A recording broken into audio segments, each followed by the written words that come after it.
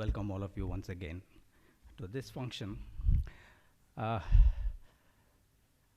The thing I wish to start with is the foundation is very happy to organize this function because of the simple reason that one of its primary objectives is the preservation and promotion of history, heritage, and culture. And we are very happy that Shri Sai Deepak accepted our invitation to come here and speak about his latest book, India, Bharat, and Pakistan, the Constitutional Journey of a Sandwiched Civilization. Thank you very much, sir, for being here.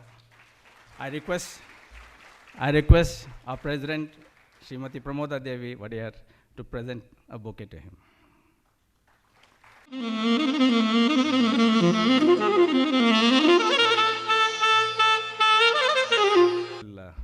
Distinguished people in the audience, I extend a warm welcome to everyone.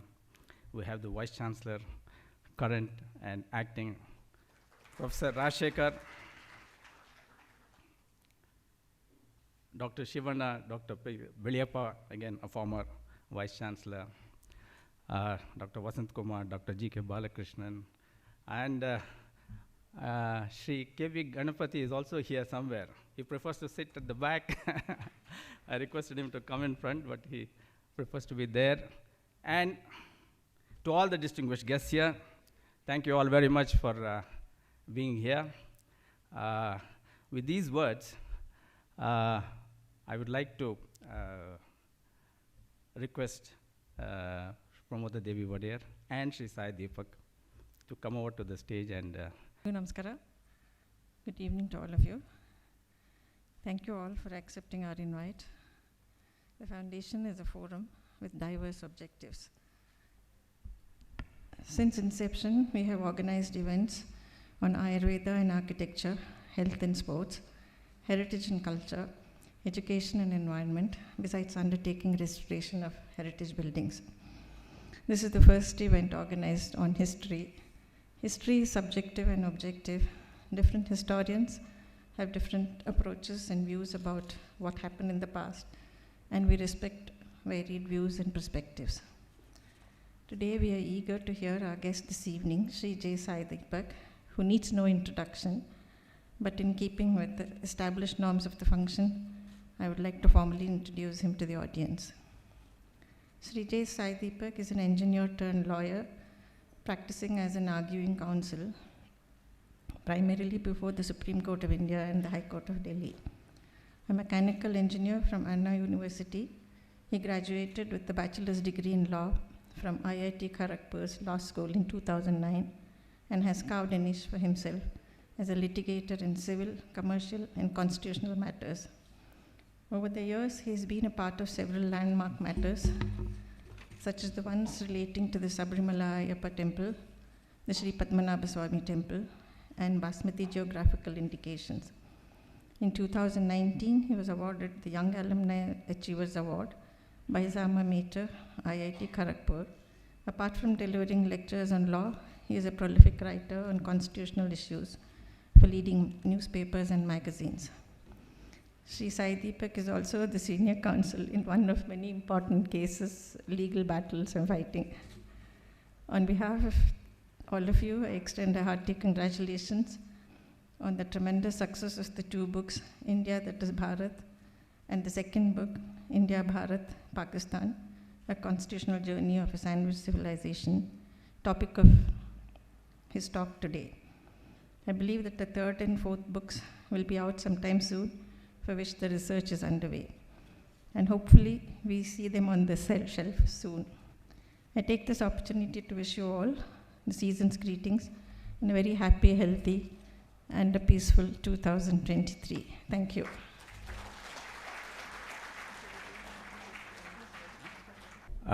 Before I request Shri Sai Deepak to speak, I just would like to inform everyone that his talk will last for about 30 minutes. This will be followed by the interaction session that we have already shown on the invitation. Those of us who would like to ask questions at the end of that, still, you could raise your hands or pass on your names here and we would take the questions. Over to you. For taking time out despite a personal situation. So I'm grateful to him for being here and for finishing his role as the master computer. Thank you so very much, sir. Thank you so much. Thank you. I'm grateful to the foundation for having given me an opportunity to once again interact with the citizens of the cultural capital of Karnataka. I hope that the number of lectures and the number of talks that I've delivered over the last few months during the course of the book tour of the second book have not emptied the basket of thoughts that I have to share. And I hope that I'm at least in a better position to recast and restate what I have already shared before. But I think the job will be done better based on the sharp questions that I hope to receive from the members of the audience. So the better part of the session has been kept interactive so that I'm subjected to perhaps a grilling cross-examination, and let's see how I come out of it.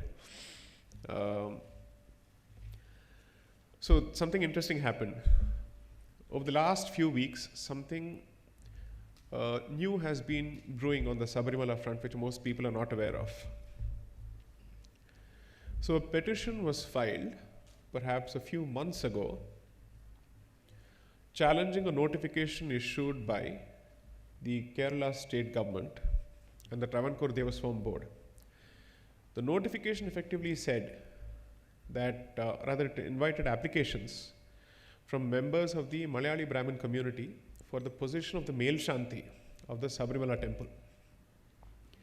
Now this notification is the subject of a challenge before the Kerala High Court on the grounds that the eligibility criteria spelled out in the notification is violative of principles of Article 14 of the Constitution and violative of principles of equality, and that perhaps it has a slightly casteist tone. That seems to be the subject of challenge. And I wasn't aware of it. Barely a week ago I was made aware of it, and fortunately an entity which has been fighting for the traditions of the temple in the Supreme Court, People for Dharma, engaged me once more to argue the matter. And the court has been taking up this matter almost every Saturday. So today, when I was supposed to leave from Bangalore to Mysore, is when the matter got listed at 10:15 in the morning. So fortunately, thanks to the change in workflow patterns, which COVID has induced, I was able to do this hearing virtually. So I was on the way from Bangalore to Mysore doing the hearing and listening to the entire arguments because my turn is yet to come. The court has been kind enough to reserve a specific date so that I can make my submissions on the 28th of January.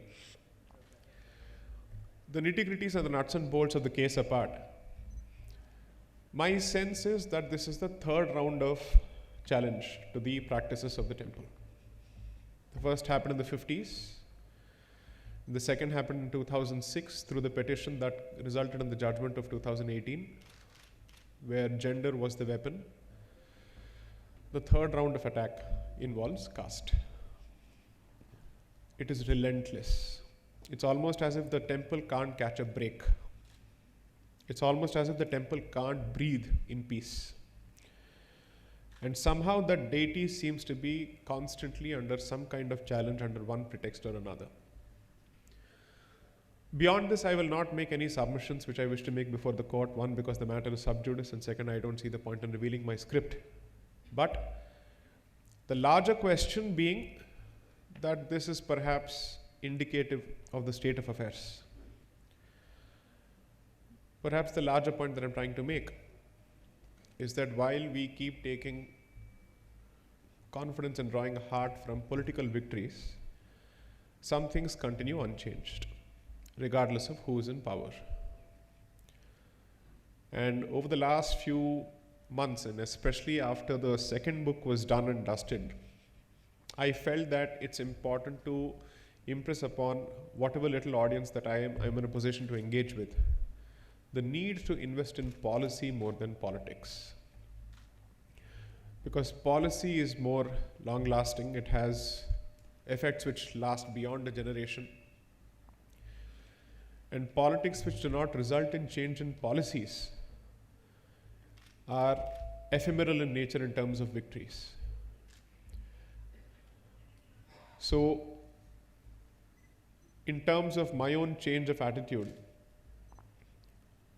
perhaps there will be a shift from my fire and brimstone style of submission to a slightly more calm way of engaging with people. Because I think getting people excited is only half the job done, but if they don't know what they're supposed to do with that excited energy, then I think it's a loss of an opportunity. And after 5 years or 6 years of engagement with the public, over 400 lectures, I'm in some position to at least push through a few ideas and hope that it translates to policy push. I'm hoping that this state, and I've said this very often, given the kind of legacy that it continues to enjoy, the dharmic legacy that continues to be seized of, will be at the forefront of it. I think earlier this year, we had an announcement being made by the government.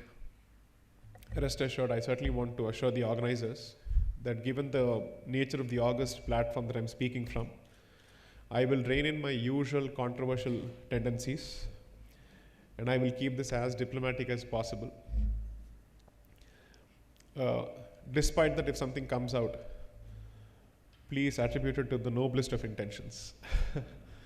All I can say is a few months ago, when a statement or a policy statement was issued by the government of Karnataka that they're interested in releasing temples from state control, barely a week ago, I think that statement was taken back. That proposal has been dropped, citing some kind of bureaucratic hurdle. I'm not even sure how many people paid attention to it, because the announcement managed to grab a lot of headspace and headline space, but the retraction of the proposal hasn't found enough traction. So this is exactly how we move 2 steps forward and 4 steps backward. It's like a reverse salsa at play. I don't know what's going on here. So, how does this tie into the larger theme of the second book? I have learned much more valuable lessons from the proponents of Pakistan than from the Congress party during the course of the writing of the book. Their single-minded focus, their ability to marshal muscle where needed, their ability to bring muscle and brains together when needed, and their ability to stick to their positions with zero moderation or dilution is something now I have come to deeply admire. I've said this often. The state of the Hindu society today is largely a product of its policy of accommodation, concession, and moderation. And therefore, that's a slippery slope, which effectively comes to a point where you see absolutely nothing worthy of preservation. So someone tried to, so during the course of a friendly argument with a colleague, I was told that I'm a conservative, and apparently the friend is a liberal.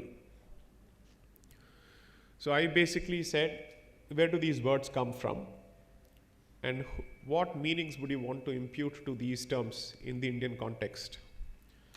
But even if I were to accept the allegation that I'm a conservative, I'll proudly wear it as a badge of honor. Because at the end of the day, it is the conservative who sees value in preserving something of the past. Identity is preserved by conservatism. Continuity of identity and tradition is the single direct product of conservatism. Therefore, any negative connotations which are imputed to conservatism need to be done away with. those who protect achara, sampradaya, tradition, are the ones single-handedly responsible for keeping the bija alive. They are in the business of keeping, or let's say in the business of bija raksha. So if conservatism translates to bija raksha, I'm guilty of it. I happily plead guilty. Why is this important? I think gradually we are moving to a point where all our angry energies are being misdirected at the worst of issues possible, also reflecting our lack of priorities. I don't know if people have been following the controversy surrounding a particular movie in Bollywood that's been released and the song which was released over the last 2 to 3 weeks. I was really aghast. I'm not going to comment on what I feel about that particular song or the movie in general. But is a movie and a song more important to the Hindu community than policy? Has it come to a point where we really don't understand what is important? I certainly am not someone who will stand up for any kind of denigration of a religious beliefs through the popular culture. I'm not for it one bit. But it's surprising that we're able to muster this kind of traction and this kind of support for the boycott of a movie, but when it comes to getting the job done on the policy front, there is practically no traction at all. So it seems as if we latch on to small, myopic, seeming victories and let go of everything that's important. So the elephant manages to slip through the hands, but we manage to retain the tail of the elephant and keep crying. So I genuinely hope that by the time we inch towards 2024, the community manages to crystallize its serious policy concerns and pushes it into the electoral agenda of major parties. And I use the word parties in plural, not in singular. Because unless that is done, 2014 is done, 2019 is done, 2024 will also be done. And perhaps you may get more than 303.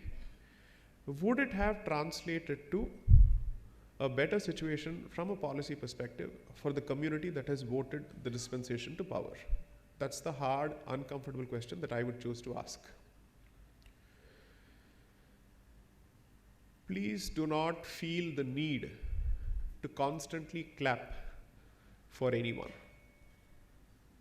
It makes really no sense. That's all I would say. I genuinely don't believe that everything that comes out of my mouth is a pearl of wisdom that requires applause. Apply this to the macro level for anybody else in public life. I am not in public life in the sense of occupying a public position or a constitutional position. Those occupying positions of power must be held to hard account on the promises made and their delivery, so to speak. I think it's a fantastic luxury we have at this point, where there are still significant portions of this great land which have not yet been subjected to Pakistanification. Count those blessings. And while you still have the ability to preserve the core of this country, make sure that a few hard deliverables are achieved. Because usually, what seems like peacetime lulls you into a certain degree of complacence, coupled with electoral victories, and a lot of things happen under the radar which go completely unnoticed. Perhaps I'm asking the audience to become aware of not the stillness at the surface, but at the layers below the surface, and recognize certain patterns and movements. We live in an unfortunate generation where newspapers cannot be trusted, where news channels cannot be trusted, and I say this across the board. Nobody is neutral anymore. Everything is fully partisan. Therefore, the burden of having to discern and decipher the truth is entirely on the reader. It's an extremely difficult position to be in, because each person presents his or her own narrative with a lot of conviction and a lot of gusto, leaving you with the question, as a common person who has his or her own life to take care of, how am I expected to make the right informed choice if this is the kind of competing narratives that I'm constantly presented with? That is where perhaps it's important to build a core group of people, or a core group of institutions for that matter, whose only job is to preserve your interest and advance your agenda. Because political actors will always have their own incentives and pulls and tugs. Rest assured, at a certain level you realize that the pulls and tugs don't necessarily come from within, but they come from outside to a huge extent. In the age of multinationals, never underestimate the power of influence coming from outside. I don't wish to purvey or push any conspiracy theories. All I can say is that these are the realities at a certain level. The question that perhaps I would also want to ask myself is, the anger and the excitation that we see during the elections with respect to scandals and corruptions, have they translated to convictions at all in the first place after 9 years of being in power? If that's not the case, it's almost as if there is an unsaid rule that certain lines will not be crossed between two seemingly opposing factions. Which means we can keep fighting with each other on Facebook, but looks like the fight there is not exactly a fight. That's all I will limit myself to saying. And in such a precarious position, you end up even asking yourself, is the democratic setup a facade for power sharing between two groups? That takes you to a larger serious question. But I'll keep those meta questions for later.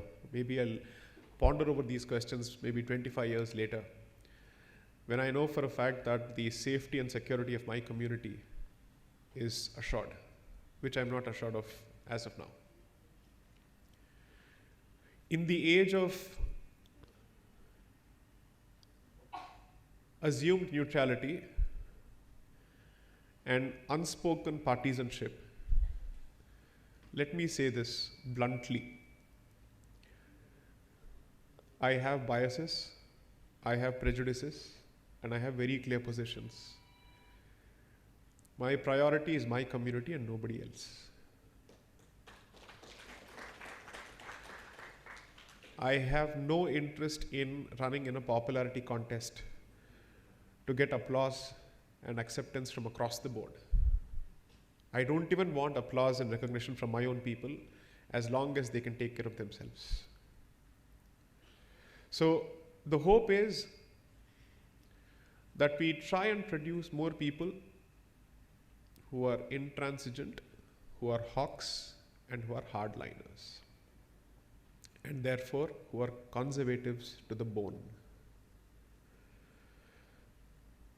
The value of conservatism is something that crumbling societies like Europe and America are beginning to realize gradually, after having given way to hyper-individualism, where the core unit, which is the family structure, has been destroyed beyond recognition.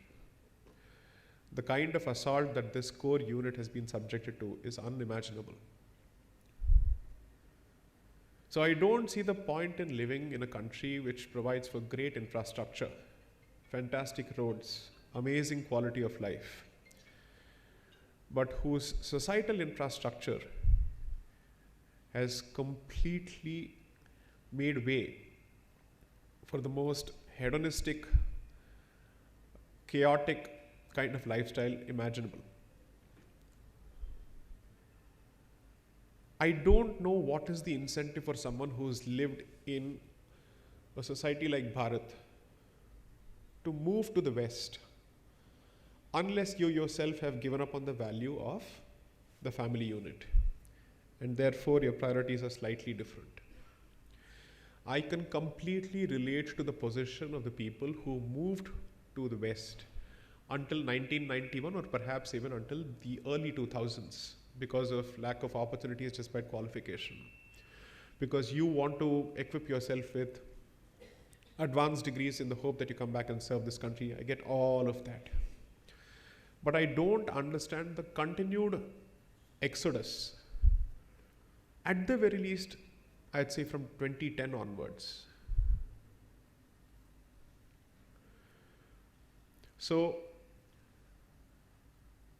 most people might mistake the theme of the second book as being Pakistan-centric, given its color, given the title, and given the subject and the examination of the two-nation theory. Rest assured, that is only the first layer, that is only the topsoil. The harder questions that I'm perhaps asking myself is, what is it that the Muslim community has done right which Hindus have not? That's a very serious question to ask. Maybe there's a different way of looking at the question. But in general, I think they've done quite a few things right. I'm sure most people wouldn't have expected these words to come out of my mouth. But I'm a serious realist who is ruthless when it comes to SWOT analysis. The truth may be unpalatable, it may be uncomfortable, but you don't have the option of pixelating it or sugarcoating it. Should you choose to do so, the truth does not suffer, you will suffer, that's it. So, I'd say that more than the first book, the second book has been a greater realization. There's a decent chance that the first book was also written with a certain degree of ego investment, which is to say that I want to put out myself out there as someone who can write. And I was answering to the left's constant jibes that members of the non-left don't have brains, this and that. So maybe it was my intellectual ego which drove the exercise behind the writing of the first book. But by the time the writing of the second book was done halfway through, the ego had to make way for serious realization. That these questions are not esoteric questions for us to ponder over after the age of 60, but these are existential, survival-related questions at a very fundamental level. So as a conscious choice, one of the things that I've decided, and maybe this is my New Year resolution, the Gregorian New Year resolution, that's not a new year, is that I will significantly wind down my public engagements over the course of the next 1 year. Be hyper-selective in the interest of producing more content out which can last the test of time and posterity than ephemeral YouTube videos which translate only to thug life videos. I'm not interested in it. This is a very conscious decision that I've taken in the hope that it translates to something more productive and more valuable. And in this sense, my inspiration is a leading stalwart and a child of this city, Sri S.L. Bhairappa. I was told that one of his most popular statements, and since I don't exactly understand Kannada as much, I was told that one of the things that he said, and I'm paraphrasing it here, is that Sahitya Krishi requires silent work. I am not exactly a writer or an author. It's a demotion for a practicing lawyer to be called an author and a writer. I will never accept those tags. I don't earn my livelihood from either of these two facets. I don't wish to, I don't want to. Because I'm extremely proud of my capabilities as a lawyer. There's not a single humble bone in my body when it comes to my legal skills. I don't wish to be humble about it the Indian way. Oh, I also know something. I don't relate to that kind of humility at all. I'm happy to learn from anybody else, but I don't see the point in downplaying myself. And therefore, the hope through this moonlighting exercise of writing is to engage with the society going beyond the confines of my profession. And the more I realize that there is so much that I don't know, I feel every public engagement is time lost in reading more. And perhaps my greatest regret is that I don't know a single non-English language or an Indian language with the proficiency and fluency with which I can speak this damned language called English. For someone who constantly speaks of decoloniality, I think it's a badge of shame, not a badge of honor. And I will take away the argument from the Dravidianist idiots that I don't know how to write or read Tamil, despite it being my mother tongue. All this effectively means that I have to make more time despite my existing professional commitments. And the only way I can do that is to go easy on the constant travel and put my head down and do more. In that sense, I'm very happy that Mysore happens to be perhaps the turning point of this decision, because in this book tour calendar, we initially decided around 11th of December. And the last two places that I wanted to visit before I said Swaha, closure sesame for this, was Kashi and Mysore. One because of Shiva and the other for the lady sitting at top of the hill, Chamundeshwari. I hope to wind down this tour with this session. Anything else that comes about will be responded to and reciprocated only as an act of public courtesy, but with really no private or personal investment, because I'm done with this shosha for a while. The hope is that I hope to at least think of a flagship platform using the royalty from the books to create a debating platform for the next generation, so that they know how to present an argument, so that they know how to build an argument, so that they know the art of research, so that they understand the importance of powerful, confident, calm articulation. These are essential skills for this community, because you will be constantly asked to defend your identity and justify your identity and explain your identity in the coming years.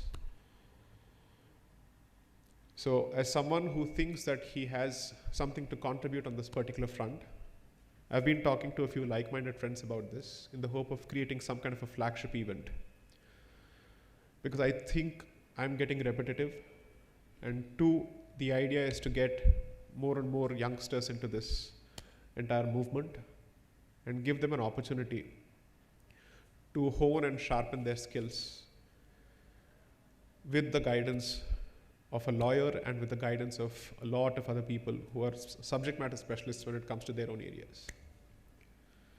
Let's see how that this seed of an idea translates to something real. But I'm happy that I'm getting to share this with the enlightened audience of Mysore.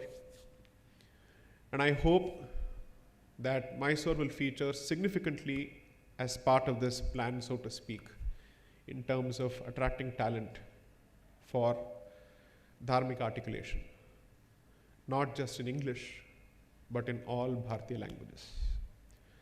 So with these opening submissions, I shall rest my case, and I look forward to the questions. Thank you.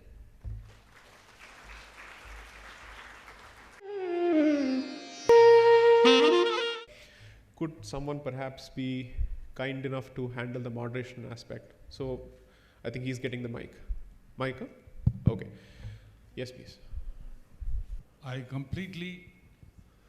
You're audible, sir. You're audible. I completely agree with your statement that there must be more constant policy than politicking. Well, I will make an observation and then I'll ask my question. I hope you won't mind it. Please. Now, the audience, I won't take long.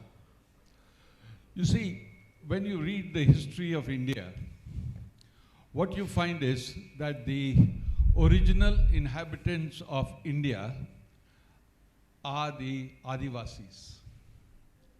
They are the ones who are supposed to be here even before the Dravidians came.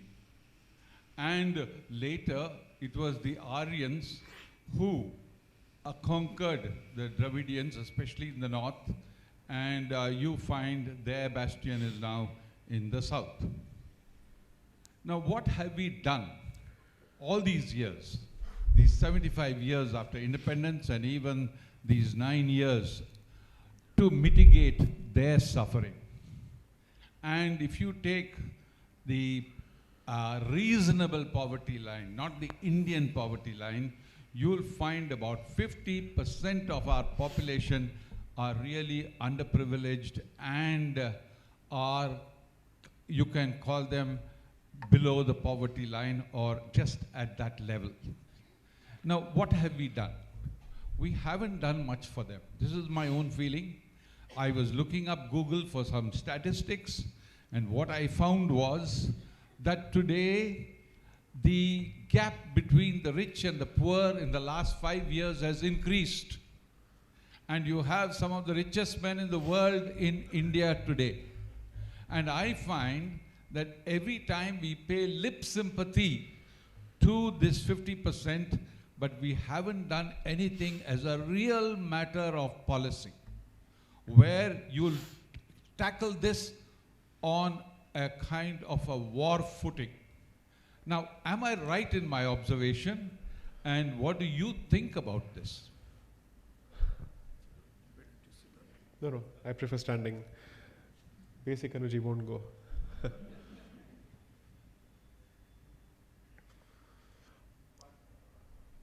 I disagree fundamentally with your question.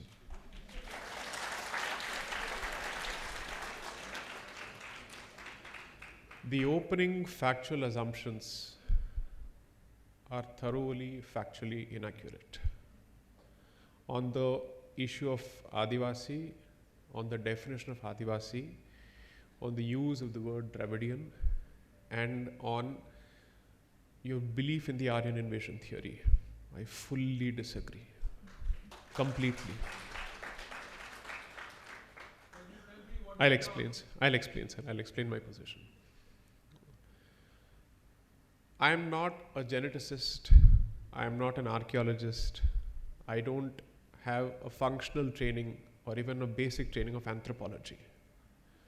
So with these caveats and disclaimers, allow me to spell out what I've understood based on the literature.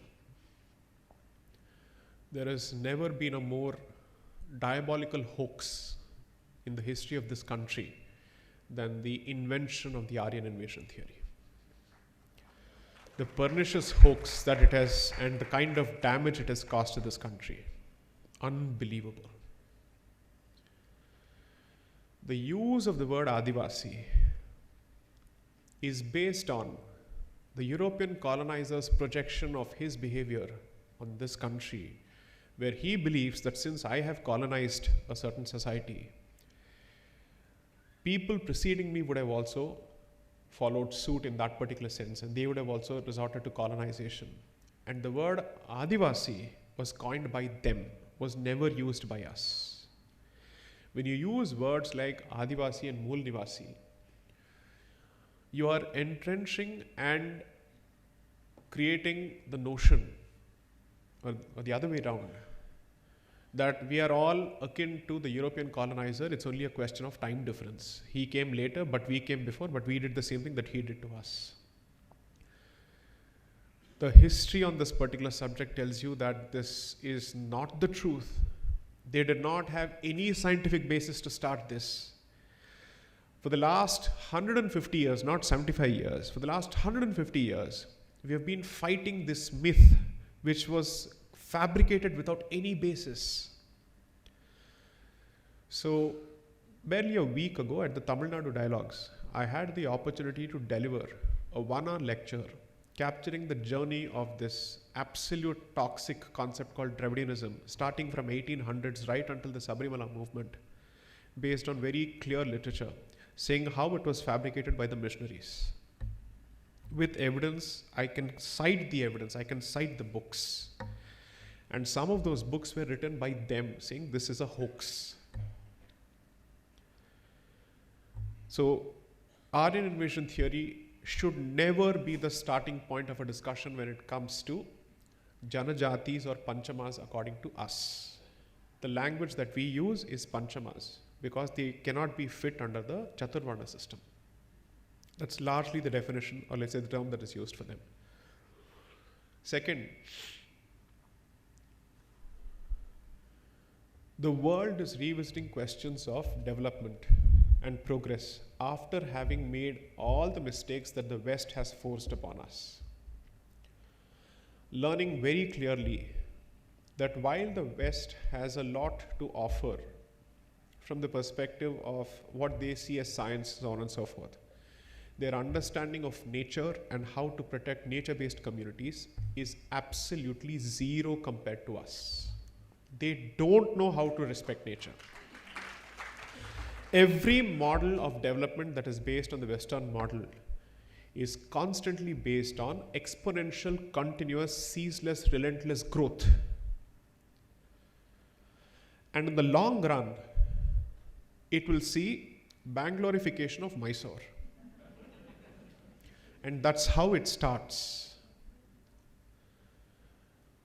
We judge the value of all these developments, so to speak, on the basis of the immediate, let's say, benefits that we get because we are stakeholders in the system.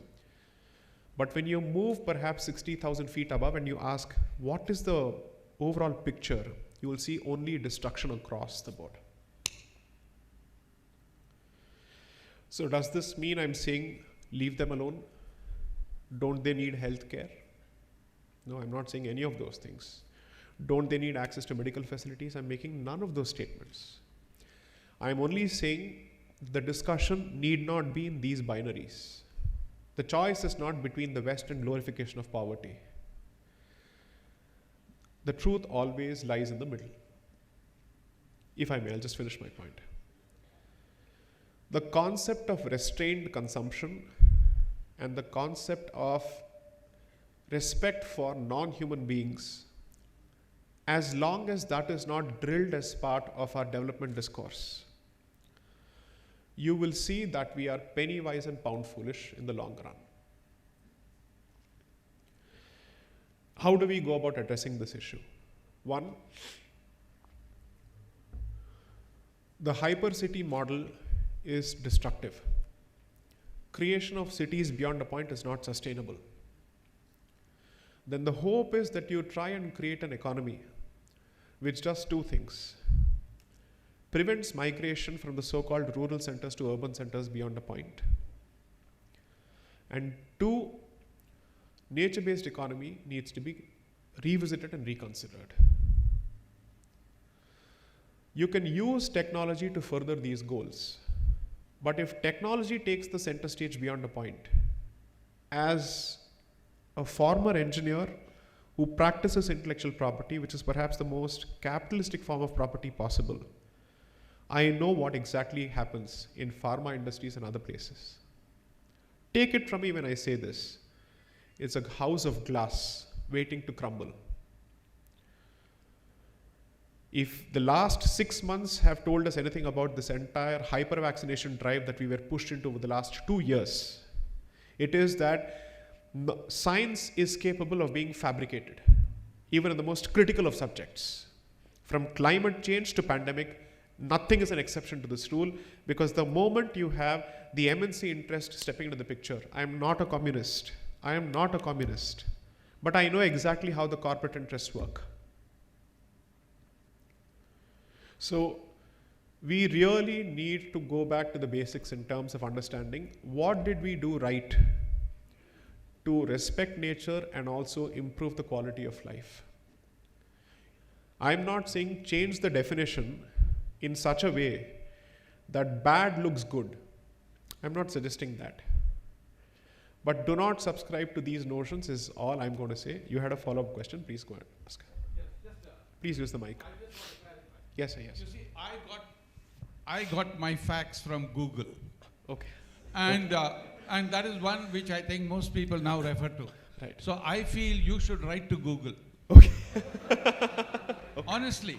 Okay. Seriously. Okay. Because after all, most of us are guided by Right, Google. right. It's such a handy thing. Right. And right. it's right in the palm of your hand. You can Right. always switch it on and then see it.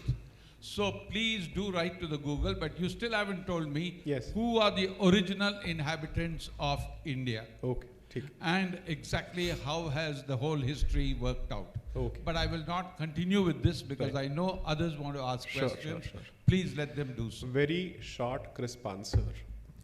Read the first section of my first book. I've explained this in detail. First section. First section of my first book. First section of your First book. This is the Okay. precise issue that I've addressed. Okay. Citing literature. You don't need to go to Google. Come to JSD. I've addressed this, citing missionary literature, citing literature of anthropologists who have visited all the tribal areas in India, and these are Mexican anthropologists and researchers who have come and said, it's so horrendous in this country that almost every tribal district is divided like beggar colonies between missionaries and evangelicals, between Anglicans and Lutherans and this church and that church, so on and so forth. And they have an almanac of sorts that these are the number of souls that have been harvested each year. I will show this from their own literature. Nobody can challenge me on these facts. Nobody can even think of initiating legal action against me because the book has been around for 1.5 years now. The facts have been in public domain. Nobody has had the guts to call me on these facts. Because I followed the principle of marshalling evidence the way a lawyer does in the court of law. The original structure of the book was meant to be in the form of a submission which is captured before the Supreme Court on how history has done injustice to this country and its civilization. But I thought it would be too dramatic. And I wanted this book to enter the portals of few academic institutions. Unfortunately or fortunately, both the books have made it to the Cambridge Library database. And I said, you guys read it. You need it more than anybody else. So it's not a matter of pride for me whether Cambridge reads or not, because I wanted my people to read this first so that the myths in their heads are busted first. My audience will always remain my people first, because if they get their facts right, I hope that it translates to more enlightened conversations. So pardon me for disagreeing with you, but these are the facts, sir. This is where I stand. I'm fairly backed by evidence on my position. Next. On a lighter note, Yes, sir. Sundaram Pichai is right now in Bangalore. So in case you want to meet him. Sure. But my question is on going back to the freeing temples from the government. Yes, sir. My little understanding of temples historically is they're more than a place of worship. They had a role to play in the local economic development, keeping the social fabric together. Right. Now, I know that Article 25 gives us the freedom. Now, why is it not being challenged when other religions have freedom? Louder, louder. Yes. What Other is not religions- being challenged? The control of the government on the temples Right. is not being challenged in Article 25. We have Right. freedom of. And the least the government can do is prescribe a guideline as to how a trust should be formed, who should be the representative, so that the casteism and creedism does not enter. Right. And they should be done with it. Why are they not doing it? So I think I've done at least 30 lectures on temple freedom, and I've taken a conscious call to not talk on it except in court. But let me answer your question. One, every government has at least two incentives to have deep tentacles in the temple ecosystem. First, money. Second is VIP darshans. You can facilitate it. That's a sign of power. If you can get a darshan in Tirupati and you can get it arranged, please tell me it's not a matter of pride for a few people. It is, right? 3, money, the first point that I said is official. The third category of money is unofficial. Gold, land, real estate. So, generally speaking, every politician has a stake in it. All major legislations in this country which control temples are in some form of challenge before the Supreme Court. More petitions have been filed. I'll tell you what happens. One set of petitions get filed, they complete their journey, they're ready for arguments. Then someone files a second round of petition. Until pleadings are complete in that second batch of petitions, you can't start arguments. Each time the matter is ready, comes a new batch of petitions. That makes me wonder, who is filing them strategically?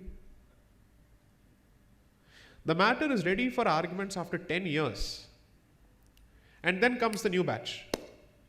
What is going on?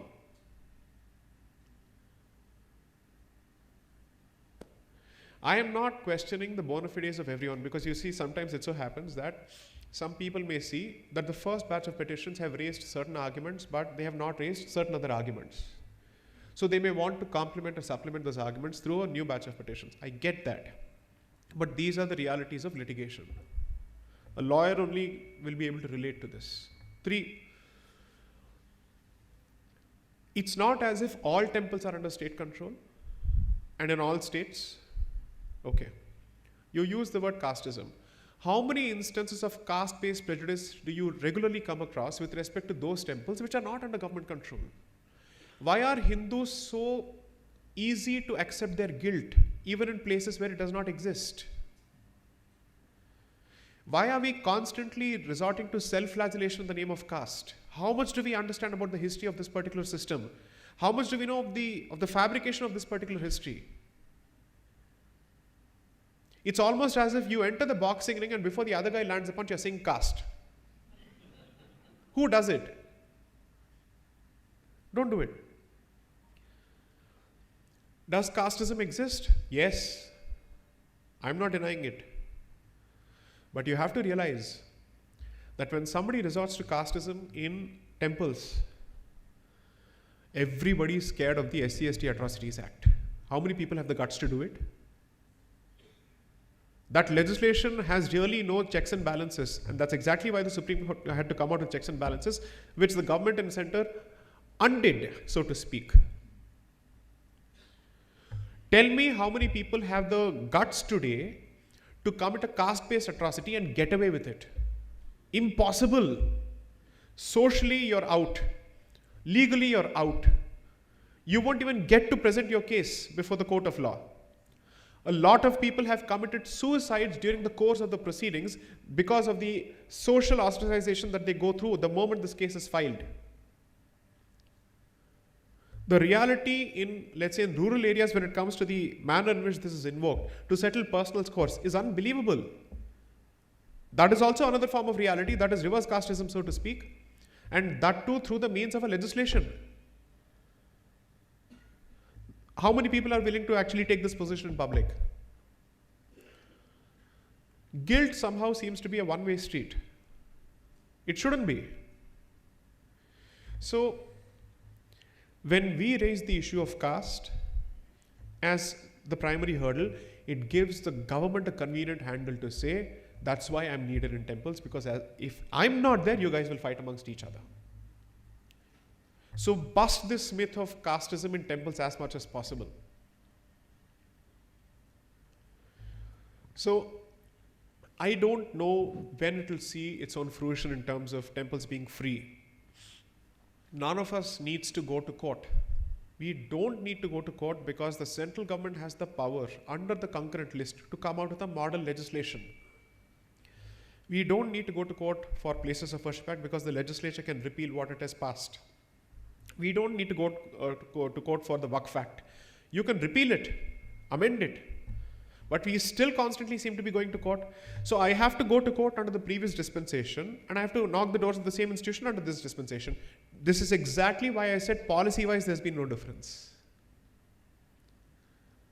The difference is the other side is fantastic when it comes to making regime changes inside the bureaucracy and policy changes the moment it comes to power. You know why? They have their plan of action ready. They don't think after coming to power. They do. They've built a network of think tanks and policy-based pressure groups across the country which have their own, let's say, asks, so to speak, ready, which the government is expected to deliver the moment they get into power.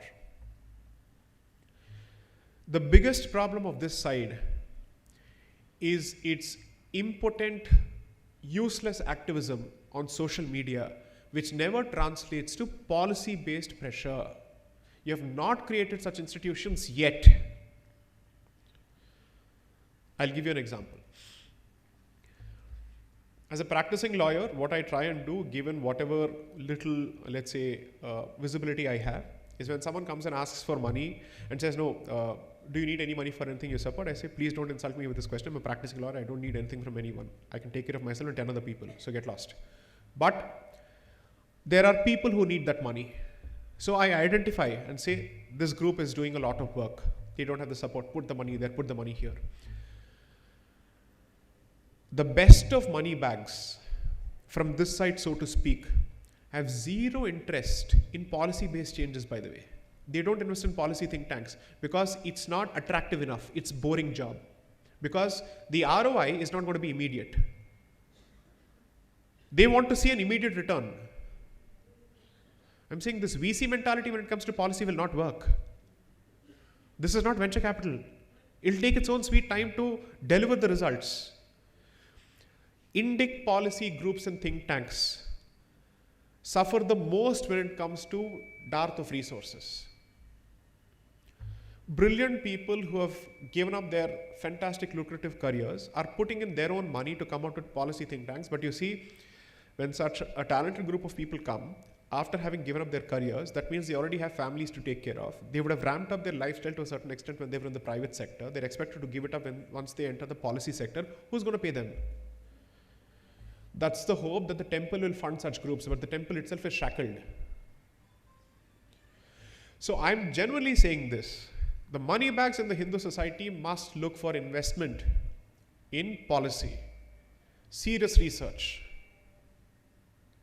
not Twitter influencers, not YouTube influencers. That is second grade and third grade investment. Primary investment is in policy. Do that. I'll have some random person sending, sometimes it's so frustrating, they'll send a message. Sir, 10 or 15 cows have been stolen in my street, can you file a case? I take the issue seriously, but you don't even know who is supposed to handle what. You don't have a sense of scale and priorities. So sometimes it's astounding that a community that has done well for itself from an education perspective really has no first clue as to how to read the room. It sucks at optics terribly. I don't know what is wrong here. So I'm genuinely hoping that we make the transition. So political victory, I think largely the job is done. And thanks to the stupidity of the opposition, it will never come back to power in the next 10 years. Not because nobody is making mistakes, but nobody has the brains to call out mistakes. Or the interest, because their vote banks are interested only in constantly indulging in identity politics. And as long as they keep doing that, this government will continue its Rath Yatra. You will not be able to dislodge them. Take it for granted.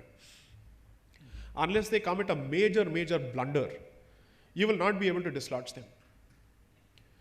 Now that means, so that level of, let's say, that ground has been covered. So what is the next base? Okay, now the public is more conscious of its Hindu identity, which you see in the perpetual outrage factory on social media. So that level of awareness is achieved. The next level of awareness is calm thinking in terms of solutions. It seems to be slightly more difficult to push people in that particular direction because it's not attractive enough. It requires a lot more homework and hard work.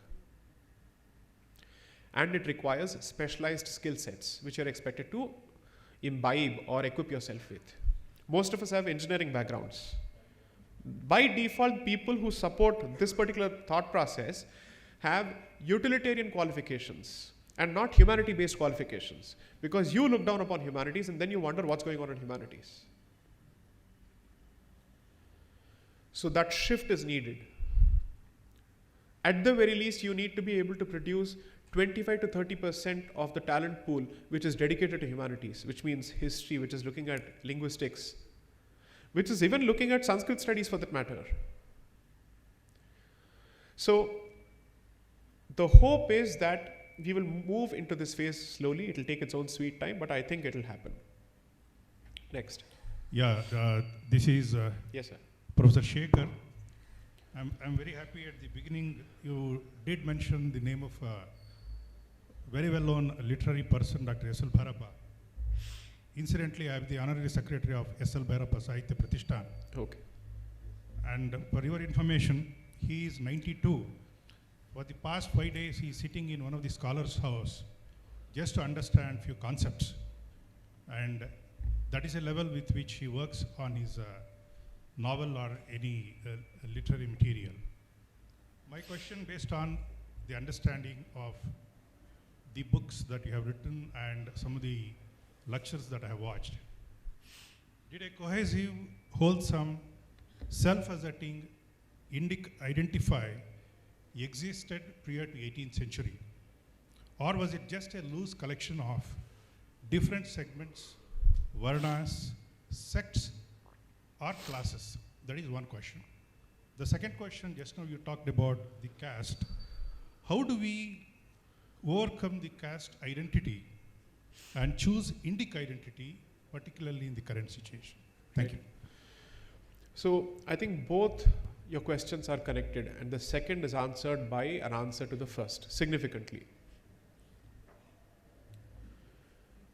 So let's assume that caste consciousness was higher 25 years ago, must have been higher than that 50 years ago, must have been higher than that 150 years ago, must have been higher than that 200 years ago. Okay? So my point is, if according to you, the society was divided on caste lines, and I don't mean you, I'm saying in general, if it was divided on caste lines, who do you think was fighting the Mughals? Who do you think was fighting the Deccan Sultanates? Did people refuse to participate in these wars, saying, you're the Brahmin, I will not fight for you, you're the Aryan, I will not fight for you? When did these questions start? These questions started only after the entry of the missionary along with the European colonizer. Until then, these questions were never there. They never existed. Rana Pratap is fighting Akbar. And there's a very popular documented episode of him taking support from the Bhils and the Gonds. They didn't say, we are Adivasi, you're an Aryan invader, no support. No. Rana Pratap had no problem sharing a meal with the Bhils and the Gonds. He was a Kshatriya. These are Panchamas. Where is the problem here? Who has invented these fault lines? I will be delivering a lecture in the den of this fabrication, JNU, on the 20th of December, the title being Invented Fault Lines of Bharatiya History. So I'm getting ready with all the ammunition for that. So the point is, sir, Ahilyabai Holkar feels the need to go and rebuild Kashi Vishwanath. The Marathas feel the need to go and rebuild temples across the place. Guru Gobind Singh is telling his first 5 disciples, go to Kashi and learn the Vedas. People are constantly moving up and down this country in the name of Char Dham Yatra. That has connected us for millennia. What divides here? The divide is significantly to be attributed to the man who comes here saying, you know what, I will show you heaven and I will take you to that place. You just need to change one thing about yourself. Your identity, that's it, and the job is done. Surprisingly, we are struggling to blame the blatant, manifest, evident culprit. Because the filter called secularism prevents you from articulating that point. The Sarvadharma Sambhav Vada Pav Pav Bhaji goes on, where you don't want to talk about it. Why don't we see a very clear question that I think even Sri Konrad Elst has put, which is, show me rebellions in the nature of let's say the rebellions in Europe and other places, where there is a Varna-based or caste-based rebellion against the Brahmins and the Kshatriyas and the Vaishyas in that period, prior to the entry of the British man here. When has that happened? You've never been able to show anything. You can't seem to explain the continuity of motifs and symbols between the so-called Indus Valley civilization and the Aryan civilization. You're not able to actually explain both, because you don't wish to accept that they were part of an organic whole, that there is a continuity in terms of stages. I was told by Mr. Salman Khurshid at the Times Now Summit on public debate that you should treat the entry of the invaders from the 12th century not as invasions, but as migration apparently. But when it comes to Aryans, the word that is used is invasion. So why is this burden on me to accept the subsequent two waves of actual invasion and colonization as migration, but to treat something else which doesn't even have a basis as invasion? How is the subsequent fellow more important to me when the first fellow is responsible for the creation of the Bharatiya identity and the Dharmic identity?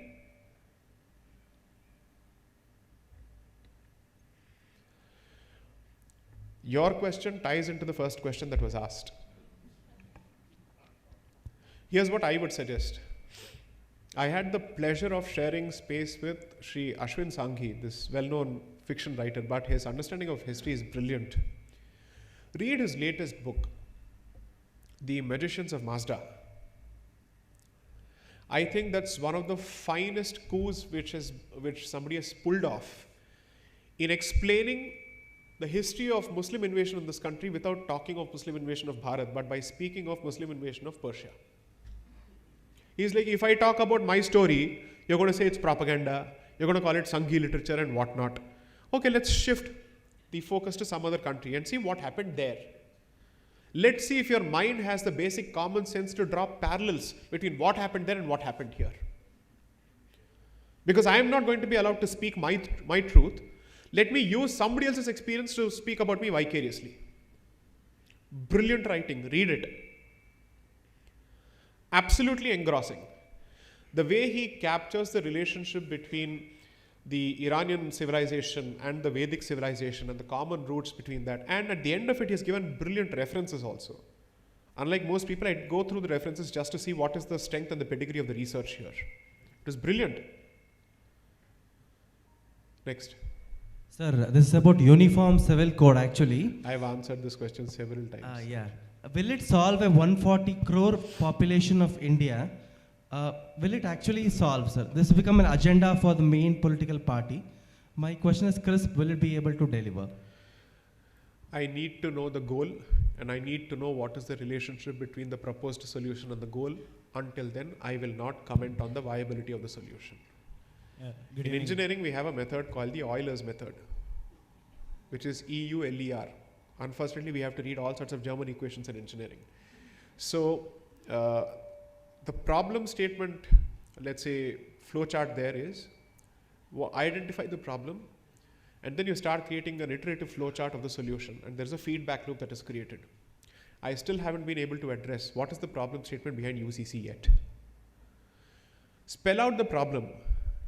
You can't say I will come out with a solution and constantly keep changing the goalpost of the problem according to my convenience. That cannot work. It's a very serious issue. You say, to this audience, I will sell this as this, and to this audience, I'll sell it as this. Before you come out with the solution, tell me what are you addressing and how much am I going to suffer in the process. Until then, I will not comment on the subject. Yes. Yeah, good evening, everyone. Yes. I just wanted to understand. So this is the hate which is going on the 2 to 5% population community in India. That is a Brahmin community. Right. Whether they really tortured the lower class the way they are projecting right now, because we have been taught from very long time they are the backbones in the society, right, to learn, to support, to help the kingdom for its flourish and to have a proper systematic approach in the society. Right. But today we have become more than like a Dalits. I'm just telling you the facts. So there is no reservation for us, no opportunities in the job, nothing. So we have been ousted from the society. I just wanted to understand whether this all happened after Ambedkar's strong intervention in the caste system, or just he wanted to focus on these aspects. So I just wanted to understand where it all started. So we are the sufferers right now. So right. So I'll give you a slightly different answer. So when you think of Mahabharata and you think of instances of casteism in Mahabharata, what are the examples that come to mind? Ekalavya and Karna. Why aren't we told that all the casteist abuses hurled at Dronacharya when he was in the battlefield? He was constantly being told, "Hey Brahmin, get off the chariot. What are you doing here? This is the place of the Kshatriya." The number of times he was constantly attacked for his caste. Those examples never come to the fore. Why? Because it becomes inconvenient to accept that the feeling of exclusivity and supremacy is not unique to any particular group. Everybody was preserving their own turfs. The warrior was protecting his turf. The mercantile community was protecting its turf. The teaching community was protecting its turf. How many instances do you want from Mahabharata where this has happened? Okay, I'll give you an example from my home state, in that sense, Tamil Nadu. Please do a sample survey of the number of instances of violence against Dalits and identify the number of times a Brahmin was found setting fire to the hut of a Dalit. Find out which communities are involved in this.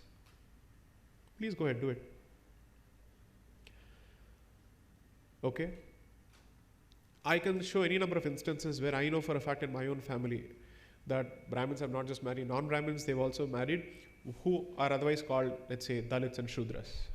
I'll show that from my own family. I would like to see the very same example coming from the group that is called as the OBC group today. How many people are doing it? I am not in a popularity contest, so anybody can fight with me. You will not be able to beat me in an argument when it comes to facts, so go ahead. I don't care for popularity here. So my point is, you want to talk facts? Here are the facts. 3. The appropriation of this entire history by one individual is perhaps the problem with the way we understand this history today. And the valorization of one particular individual at the expense of a journey of several thousands of years is unbelievable. An individual who is not qualified from a genetics perspective, or from an archaeological perspective, or a linguistics perspective, is somehow being credited with being the repository of all that is related to the caste literature in this country. How is this possible? Would you accept a lawyer speaking on gynecology unless they have some real training to show? I don't have any training in history, which is why I have to compensate in my books through multiple citations, so that I stand on the works of others who are credible. Otherwise, I have really no standing to speak on history as a lay student of history.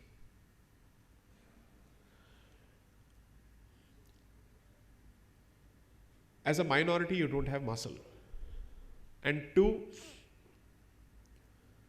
you have bought into the guilt literature heavily. And therefore, you don't find the voice within you to stand up and say, please tell me how long am I going to be saddled with this literature? Where is the cutoff point for this? And how long are others going to benefit at the expense of my bashing? These are some real hard questions to ask. But here's what I would say.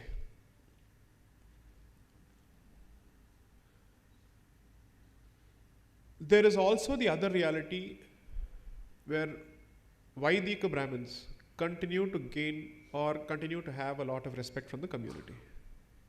Relatively, which, let's say, from those segments of the community who are free from the politicization of this issue and who understand the value that comes with that kind of training, who understand what it takes to be a practicing Brahmin, so to speak.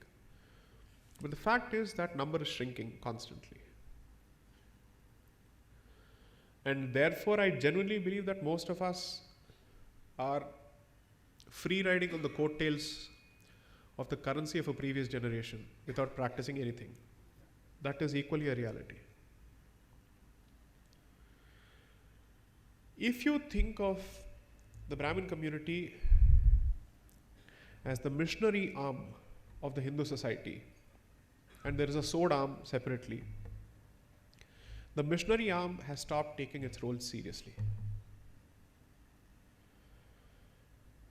And the day it takes that role seriously, I'm not saying things will change immediately, but people will certainly ask. Because you see, let me also say this. There is an inherent respect in the previous generations because most people were taught by Brahmin teachers at some point.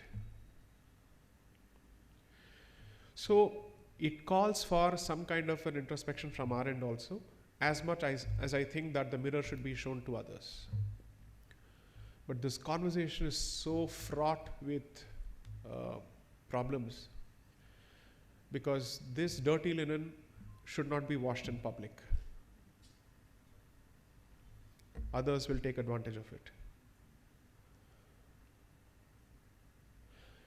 So it's no more a conversation between members of the same family. There's an outsider constantly waiting to see how can I poach one member of the family. So I think it's not an easy question to answer. But all I can say is hopefully our own conduct and our own commitment to our identity is perhaps the beginning of the movement towards an answer. As long as you think of this as an identity which is legal in nature as opposed to a practicing identity, you may continue to find yourself in this position. Next. Ma'am, you had a question. Yes, please. Hello. You mentioned poaching.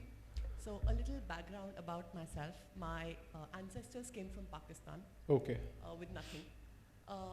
I'm new to Mysore here. I've built a home here very recently, just 3 months ago.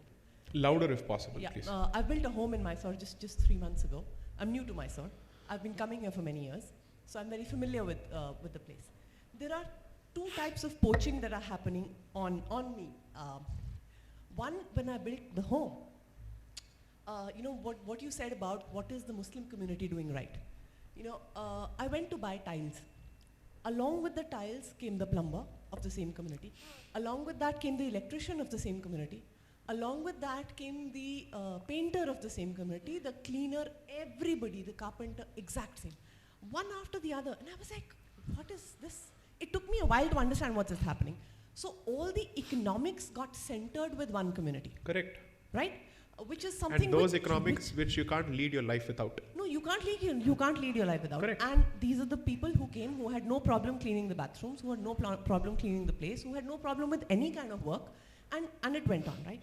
At a second level, because I'm a single woman, I'm a prime target for the poaching and the conversions, right? Because it is thought that I don't have a family support here, right? So when I go out and have my dinners or lunches at the cafe, I'm part of the yoga community here, so it happens very early in the morning, you know, my timings are a little different from others.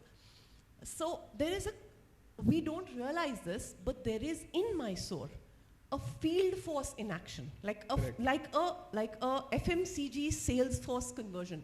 Correct. Right? Which invites me for teas, which invites me to the Church of Mysore. And when you go to the Church of Mysore, you realize that the caste system is there. Correct. What have these people run away from? The Church of Mysore is the Indian caste system alive. Right? So, I mean, from your perspective, when you did this research, tell us what are they doing? These are just small experiences, but on the ground experiences. What are they doing right, what we are not? So, my reading of the subject and my interactions tell me two things are at play. One, there is a decentralized zeal at the individual level which gets centralized support when they need it. Which means the individual is a practicing member of his community, and should he choose to do something in the name of the community for the community, he will always find backers to support that initiative at every level, from the bricklayer to the lawyer. So there is a church in Delhi which conducts annual sessions for young lawyers to identify the best of talent. And their grooming for their career path is assured by the institution, as long as they take up causes for the community. That is not limited to that particular community alone. Scholarships and awards and whatnot are. Now, it's not as if the caste identity is absent there, as you rightly said. I have revealed in the second book that in the 1882 census, there were 80 castes in Muslim community. That continues to be the situation even today. Brahmins might marry non-Brahmins. Ashrafs won't marry non-Ashrafs. That's the reality. They take it very seriously because the Arab blood and its purity needs to be preserved. They'll not intermingle or mix it with anybody else. That's why I say that every time we say caste, caste, caste, caste, get your facts and history right. As long as a human society exists, diversity of thought, whether it's within the Christian denomination or the Muslim denomination or the Hindu sampradaya, will continue to exist. What they have successfully done is to identify who is the outsider and who is the insider to the larger identity. And that's where you wallow and beat around the bush. You're not asking for anything that's unconstitutional. You're saying, my institutions for my people, that's it.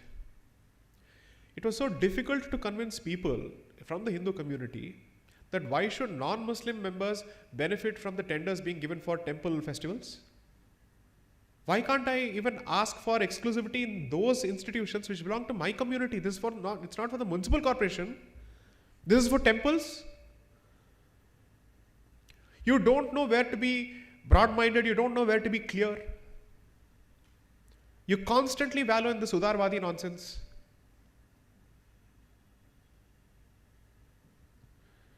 Why Mysore? Are you telling me that the situation is any different in South Bangalore? No, it's not.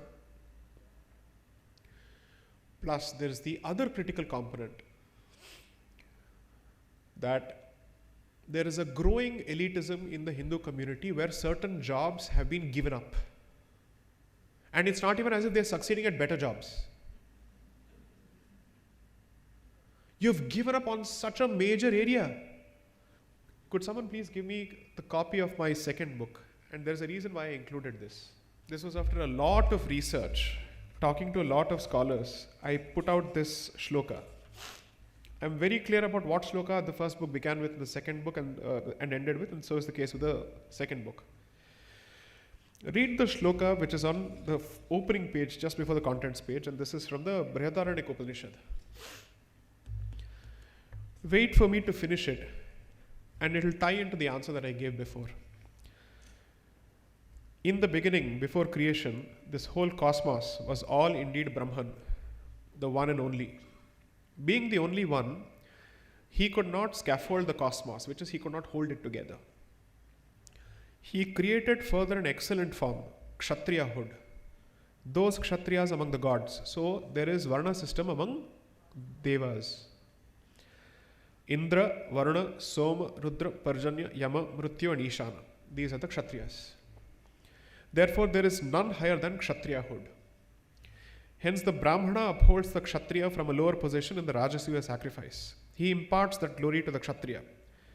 The Brahmana is the source of the Kshatriya. Therefore, although the king attains supremacy in the sacrifice, at the end of it, he resorts to the Brahmana, his source. He who destroys the Brahmana strikes at his own source. This is not Manusmriti. This is Brihadaranyaka Upanishad. I could have quoted the Manusmriti, But people think that Manusmriti is an aberration from the Vedas. It is not. So deal with it. He becomes more wicked as one is by destroying the enlightened. Now from there, so the creation of the Kshatriya and the Brahmana is not sufficient. So then what happens? Yet Brahman could not scaffold the cosmos after having created the first two Varnas. He further created Vaishyas, which are called Ganasa, because they are in groups. The species of gods were designated in groups. Who are the Vaishyas? The 8 Vasus, the 11 Rudras, 12 Adityas, 13 Vishvedevas, and 49 Maruts. And yet Brahman could not scaffold. Now wait for the punchline here. He further created the Shudra Varna, which is called Pushan. What is the meaning of Pushan? This earth is Pushan, for it nourishes all that exists. That is the value of the Shudra community, because it is the foundation of every society.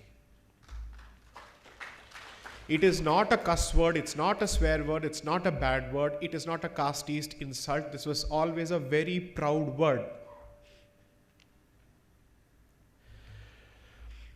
Yet Brahman could not scaffold the cosmos, as he was doubtful about controlling the ferocious Kshatriya.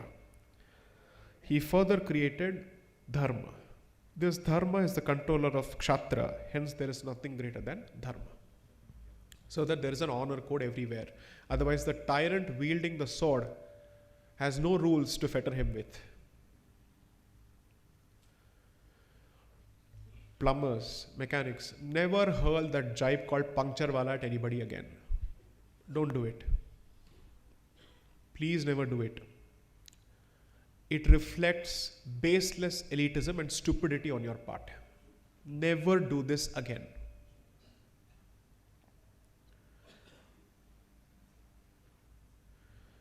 Electrician, plumber, driver, mechanic, your house help. These are the people who let you go and sit in an air-conditioned office. Let them all go on a strike for one day.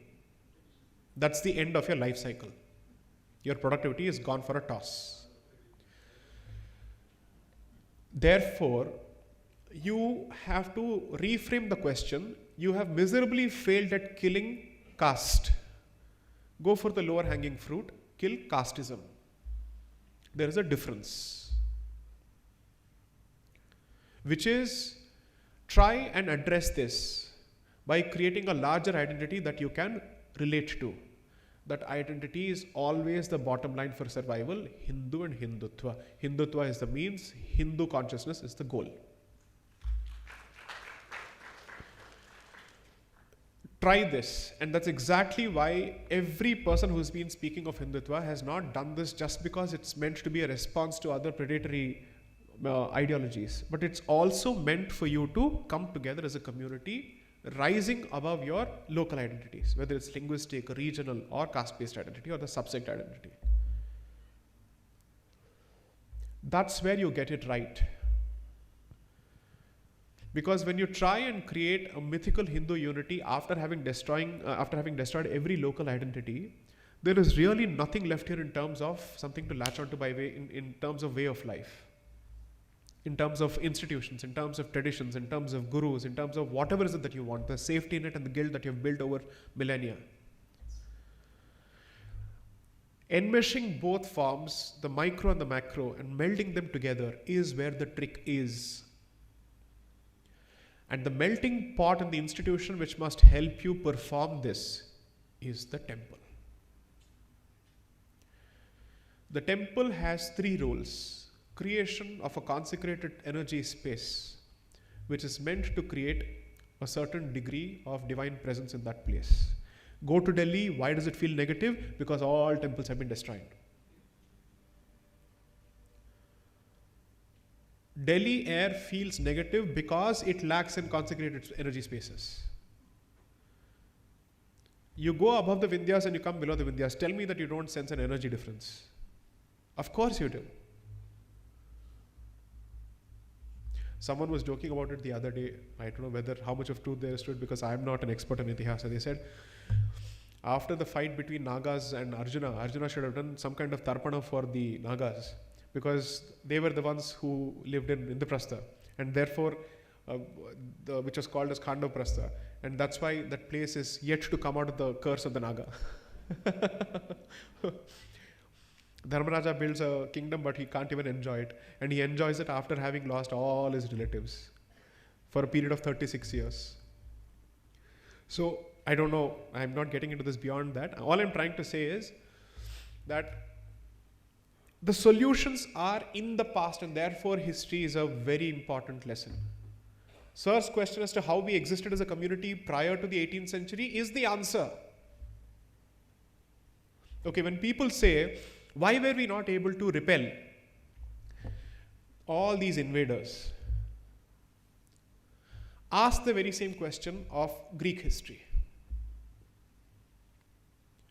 Until Alexander, he is known for world conquest, but most people don't realize his primary contribution. Until Alexander, in the war between the Persian Empire and the Greek states, since Greece was fighting as different feudatories and states, they were never in a position to repel the Persian Empire. So that man brings them together and then fights, and then makes them a world conquering force. Apply the very same example between Alexander and Chandragupta Maurya. Then you create an empire which has the ability to beat everybody else. So the answer is, our individual identities are important, but never give them pradhanya and primacy over the overall identity. Find a way to balance that ego. If the temple and its let's say, so what did I say? The first is the consecrated space, and the second is where it provides a nerve point for people to come and solve their problems without the interference of the state. Don't depend on the state to solve all your problems, because then the community becomes entirely dependent on the state and loses its sense of self-reliance.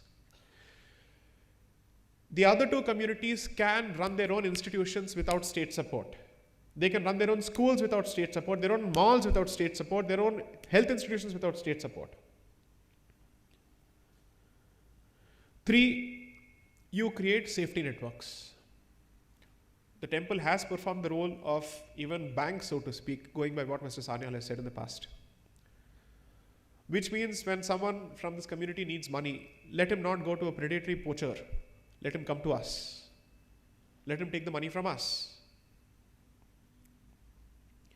I'll take just one final question. Yes, yes, sir, yes. I'll come to you next, 100%. Yes.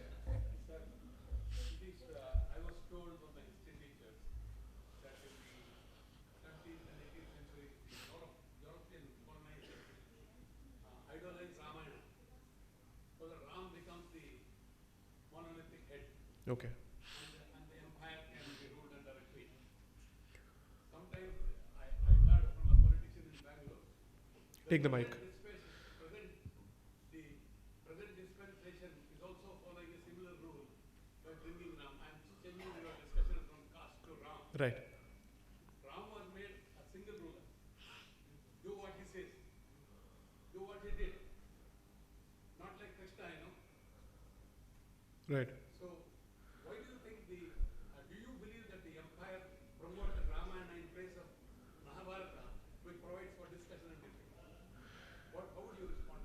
I don't have the knowledge or the depth to answer that question. I'll be honest. Maybe so, I don't know. So I choose to not venture out of my comfort areas, particularly when I know for a fact that there's not enough depth there. I don't know, I haven't done enough reading of these epics from those perspectives, so I am not in a position to answer that question. I am certainly not an expert on everything under the sun. Thank you. Next. Yes. Yes, sir. Now, sir, that you were talking about Indian history being wrong, which we knew from a long time, still it is not rewritten. I would like to bring to your attention, there is a new book which you might have read, Dawn of Everything. Okay. Which is challenging everything that has been written about the world history itself. Who's the author, sir? Some Greenbrier. Okay. There are two authors, David Greenbrier and another And 24,000 years back, the way people used to live, and they are finding more and more anthropologically. Right. And they are telling they were having a better civilization than what we thought it is. Right. And they are also telling the so-called philosophy developed by Hobbes and Rousseau was really developed by North Indians. And they were actually one, some Kondia Ronk or somebody like that one. Okay. And it is now just being written. So when are we going to see our history being studied like that, and we may find so many things which we are still not reading at all? That is number one.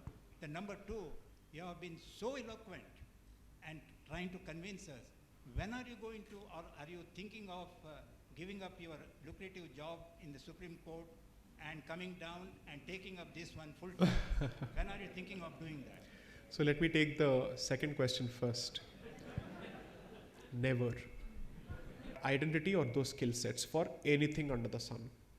Simply because every person has to have a very clear picture as to who they are and why they are.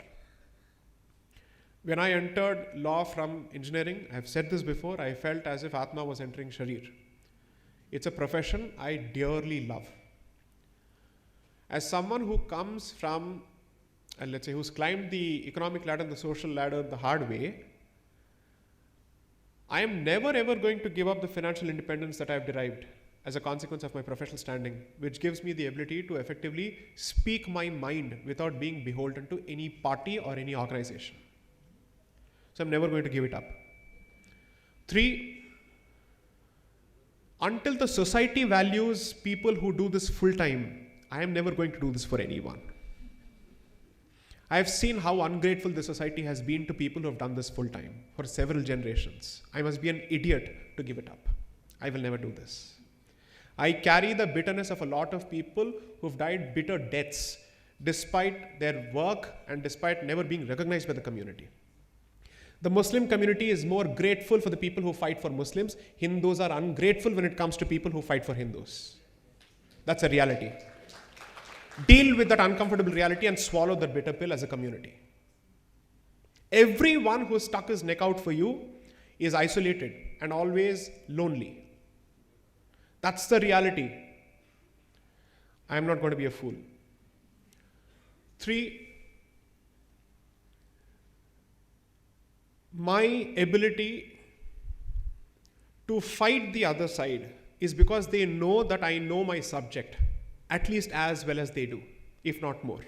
That time will decide.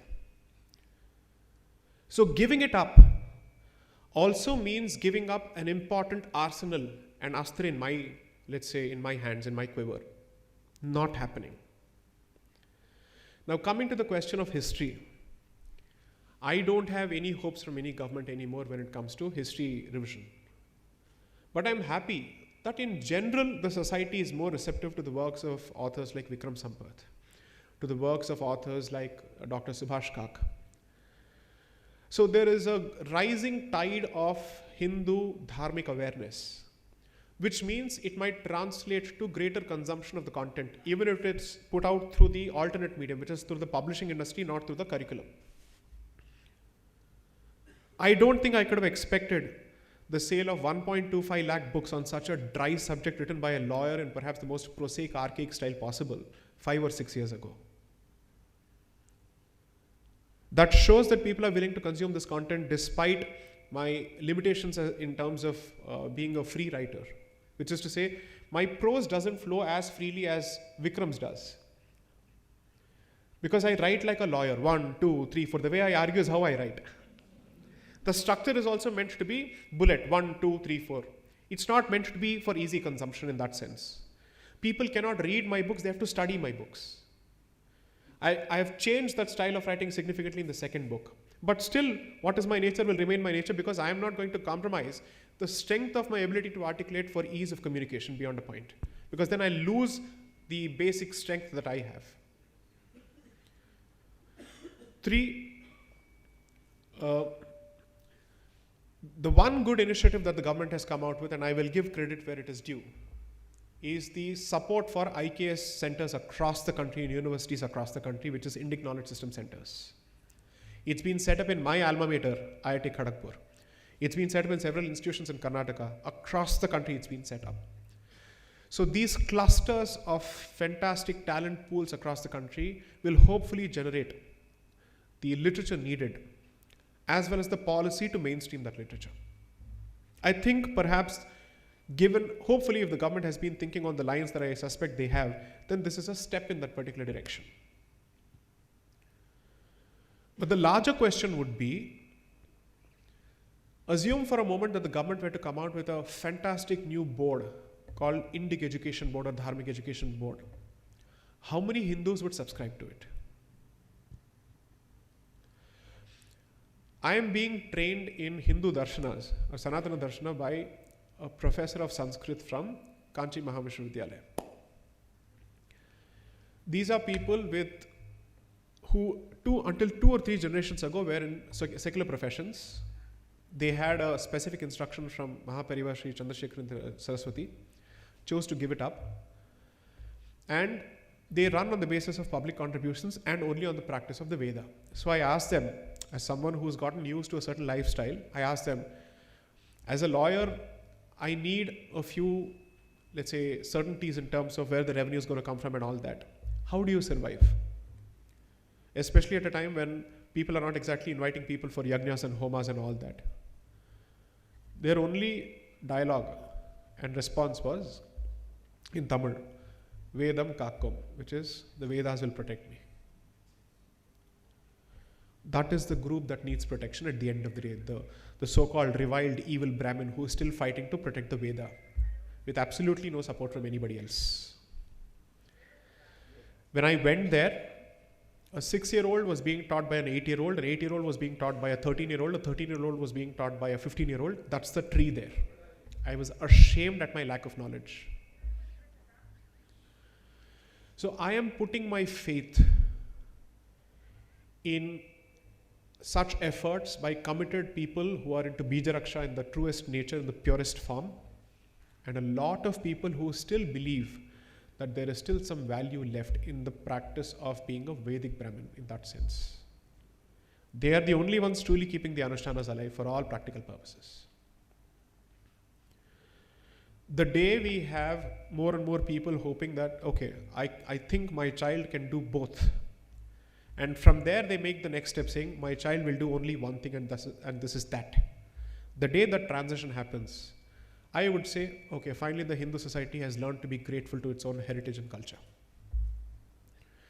Thank you. I have nothing more to say. Thank you so much. Sai, you had... Oh, so sorry. Please. I have given you a lot of adjournments. Please. But my question may be long, but I'm sure you'll answer with the plum. Well, we are living in a country with 2 major communities who call themselves minor, and the majority community, of course, is always at the suffering end. Here, what happens is the land holding that I have come to know of. A lot of land holding is with, say, for example, to the Christians. A lot of them with the Waqf board. They just see some place, they mark their boundary and say, this is Waqf board. I happen to travel up country a lot in Karnataka, and I have found that in a distance of about 30 kilometers, there are 57 churches. And mind you, mind-boggling churches. You should look at the architecture. But if you look at the population around that place, once I just casually happened to ask how many people go to this church. I was told that there were 8 families, in another place 3 families, another place 12 families, but the church can house at least 400 people. That is the kind of investment, if I may say, that's happening. Now, it goes back to the basic point where you were talking about the policy making. Here, why can't the government bring upon a policy where for X number of people, you should have one community center, or maybe one church, or one temple, or one mosque, or something to that extent. If they can bring about that, I think the properties, the land holdings will be now you just travel up country, most of the investments by the Christians are huge. They have thousands of acres of land. And is there any, have they been sold these properties, or are they been on a lease for about, say, 90 years, 95 years, 100 years? I don't believe in that WhatsApp university nonsense. I don't know. So I won't answer that question. But all I know for a fact is, I think you're approaching the problem slightly differently. And allow me to say this, that as a country and as a civilization, until you take a categorical position with respect to demographic balance and conversion, these band-aids will not address a leaking ship. there has to be a clear categorical statement of your identity and an assertion at a macro level. Until that happens, these are very myopic solutions. So today some person, and I get really wild when someone sends me these stupid messages. Someone sent me a picture of a traditional candle, or let's say a traditional lamp, with a cross on the top instead of this motif. Okay, I said, sir, please take action against this. So a commercial arguing counsel in the Supreme Court should hold this lamp and go to court. Say, sir, see, I was even given a brilliant solution. Can we use intellectual property laws against theft of Hindu intellectual property? How are you going to establish this beyond a point? You're not even able to establish your own rights over Sanskrit. You want to establish rights over the lamp.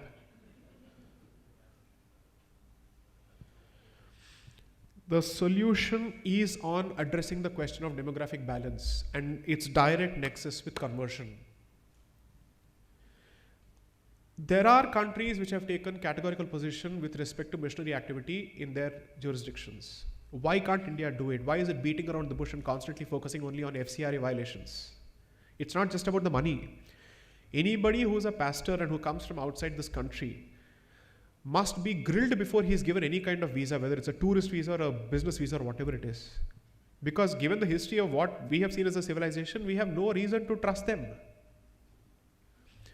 You're concerned about foreign direct investment in defense and foreign direct investment in the press, but what about foreign direct investment in religion? This is FDI in religion in the worst form possible. With the territorial loyalties lying outside this country because somebody else is pulling the strings. Sweden is sending money, Germany is sending money, Scandinavian countries are all sending money. It's not United States, by the way. Germany is among the biggest contributors when it comes to evangelical activity in this country. Most people don't know this because they were among the first to come to poach Sanskrit, to take an active interest in it. Why do so many Indology centers find support in Germany? Correct, Max Muller. So I would therefore suggest that you push for the larger issue first. And it's not legally impossible or constitutionally impossible. There are Supreme Court judgments taking a categorical position against conversion. But does the government have the intent and the will to see it through? That will always be the question. When people ask me a question of whether it's possible in the law, I'll say almost everything is possible in the law. It's only a question of you building the right narrative for it. Tomorrow, it's possible for the government to convince the population that reservation is needed in the private sector. At some point, we thought 50% barrier will not be breached. In some states, it's gone to 76%. In some states, it's gone to 69%. The only thing that is left now is reservation in the private sector. The government will also convince you on that. So don't ever ask whether it is legally possible. The question is, will you do it? Thank you. System shut down. One last question, if possible. Excuse me, Sai Deepak. One last question. Okay. Second row is handicapped. He can't get up. Okay. I'll take that. Sure. Let him. I'll take that question and I'll answer this. Yes. Namaste. My first question is, you spoke of policy change. On that lines, my question is, do you believe that with the implementation of National Judicial Appointment Commission, our judiciary will be able to decolonize itself? No, but it will become more transparent. Thank you. Decolonization has got nothing to do with independence, but I do believe that it will at least tell us how does the judicial mind work when it comes to appointing its own successors. We need more light in that particular room when decisions are being taken. Yes. My second question is, you spoke about being conservative. I would like to add the words of Acharya M. Hiriyanna, a great philosopher from Mysore, that critical conservatism, I repeat, critical conservatism is the hallmark of Indian culture. With this, my question is, does decoloniality mean that individuals should conform to every group or community activity? What is the space for individual freedom and where is that line? Because conservatism of West doesn't tolerate heresy or blasphemy. Right. So, I think we need to understand what would a conservative position and a liberal position look like from our own philosophical perspectives. So far, we have been looking at liberalism and conservatism from the Western perspective. If I were to say that I'm a Hindu dharmic liberal or I'm a Hindu dharmic conservative, what would those positions translate to? How much of a departure do I get to make from my community's positions? How much of a departure do I get to make, or do I get to file fresh petitions in the name of Hindu dharmic liberalism, but reiterating the very same position as the Sabrimala petition? Right? Can those positions be permitted? There's a lot of confusion about who are Charvakas, what they do and all that, and that's constantly presented as the Hindu version of liberalism. No, it's not. Charvakas did not believe in moksha. They did not believe in anything which dharma subscribes to. Charvaka believes in the here and the now, saying that the material and the present is the only thing that's real, everything else is unreal. That position is fundamentally against all your philosophies. That's even worse than the Nastika position. Nastika position only perhaps says that Veda is not the primary pramana. Charvaka goes a step further. So I don't think we understand those positions yet. So I'm not in a position, so interestingly I have Hiriyana's book, Acharya Hiriyana's book on Hindu philosophy as one of my reading books. So Chandradhar Sharma, Hiriyana, these are the books that I read when it comes to the Shaddarshanas from an English perspective until my training is complete. So I do agree that being a Hindu conservative is not the direct consequence of decoloniality. No, that's not what I'm saying. I am saying derive your positions of both liberalism or whatever it is from your philosophy, but you don't try and retrofit and say, can I find the mirror image of a Western principle in the Hindu society? That's not decoloniality. You're only saying, I will treat this as the benchmark. I will only ask whether the benchmark has come from me. You're not questioning the existence of the benchmark or its validity in the first place. That may not fly. So I'll come to your question. This, sir, how do we engage with people who identify themselves as secularists, who are very vociferous about Hindu religion and its errors, but are totally blind to other major religion? Why is this onus only on Hindus to... A Hindu secularist might as well be treated as a Vidharmi, which is to say, I don't see him as part of a Hindu fold at all whatsoever, because then that person has failed to understand the Christian roots and the Christian nature of secularism in the first place. So I don't generally see a secular Hindu as a Hindu in the strict sense. I see them for all practical purposes as gone cases who have been written off. Because when push comes to shove, my question is, when you have to take a position, when the chips are down and I'm fighting for my survival, will you be on my side or the other side? I don't think you'll be on my side. That's where I would effectively draw the bright red line. Yes? So yeah, to continue that thing, again, we essentially believe in the separation of church and state, right? Right. I don't have any issue with that, but let's say you are totally against, you are ruthless against, say, some temple not allowing women. Fine, okay, I'll accept that argument, but why are you blind towards another community where the 1939 laws, defined, I don't even want to get to that statute and all. Why are you, totally reluctant to bring in reforms in that community, and you're forcing it through the throats of Hinduism? Like, you're very eager about reforms about Hinduism, that is good, but why are you blind towards Muslim or Shariat law, something as that? Right.